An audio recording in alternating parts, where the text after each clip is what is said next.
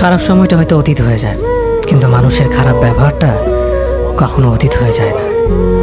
শুধু নিজে থেকে কথা বলা বন্ধ করে দেখো, দেখবে অনেক আপনজন পর হয়ে যাবে। আসলে কেউ আপন হয় না। যারা তোমার ক্ষতি চায় তাদের আঘাত করবে না, তাদের সামনে একটু হাসি মুখে বাঁচবে।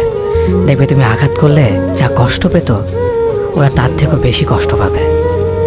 যত মিশবে ততই মানুষ চিনবে, অভিনয় যে কত প্রকার হয় তা বুঝতে পারবে। সবাইকে তোমার সত্যতা জানানোর দরকার নেই, যে যা ভাবে তা নিয়ে সমালোচনা করতে দাও। বেঈমান মানুষগুলো কখনো অপরিচিত মানুষ হয় না, খুব কাছের মানুষগুলোই বেঈমান হয়। মানুষ চেনা শুরু করলে এমনিতেই বন্ধুর সংখ্যা কমে যাবে, এটাই বাস্তব। 3টি কথা মনে রাখবেন: যে তোমাকে সাহায্য করে তাকে কখনো ভুলে যেও না, যে তোমাকে ভালোবাসে তাকে কখনো ঘৃণা করো না, যে তোমাকে বিশ্বাস করে তাকে কখনো ঠকিও না। ধোঁকা একজনেই দেয়, কিন্তু বিশ্বাস সবার উপর থেকে উঠে যায়।